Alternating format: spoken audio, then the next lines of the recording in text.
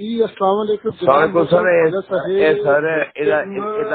ਇਹਦਾ ਜਵਾਬ ਕੋਈ ਚੰਗੀ ਤਰ੍ਹਾਂ ਦਈਏ, ਕੋਈ ਬਾਹਰ ਠੋਕੀਏ ਕਿਸੇ ਤਰੀਕੇ ਦੇ ਨਾਲ ਜੋ ਗੱਲਾਂ ਕਰਦੀ ਹੈ। ਇਹ ਖਾਤੂਨ ਦੀ ਬੋਲਦੀ ਗਈ ਸਰ, ਮੈਂ ਪਤਾ ਕੀ ਸੋਚਿਆ ਸੀ ਇਹਦੇ ਮੋਟੀ ਗੱਲ ਤੇ ਮੈਂ ਕਰਦੀ ਸੀ, ਫਿਰ ਮੈਨੂੰ ਉਹ ਵੱਡੇ ਤਾਰੜ ਸਾਹਿਬ ਦਾ ਇੱਕ ਗੱਲ ਯਾਦ ਆਈ।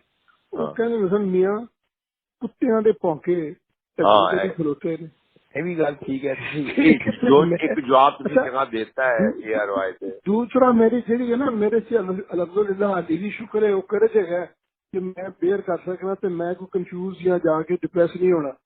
ਤੇ ਜਦੋਂ ਲੋੜ ਪਏਗੀ ਤੁਹਾਨੂੰ ਅਸੀਂ ਕਹਿ ਦਿਆਂਗੇ ਖਾਲਿਦ ਕੁਝ ਧਮਾਕਾ ਕਰਦੇ ਤੁਸੀਂ ਕਰਦੇ ਨਾ, ਮੈਨੂੰ ਪਤਾ ਤੁਸੀਂ ਮੈਨੂੰ ਦੱਸ ਦੇਣਾ, ਬਸ ਮੈਂ ਜੋ ਕਹੋਗੇ ਉਸ ਹੋ ਜਾਏਗਾ। ਹਾਜ਼ਰ ਐਨੀ ਟਾਈਮ ਯੂ ਲਾਈਕ। हाजिर खान साहब और मेरे भतीजे ठीक ठाक ने? बिल्कुल जी, अल्लाह बिस्मिल्लाह में कहना कि नान शक्रान। जरूर, मोस्ट वेलकम।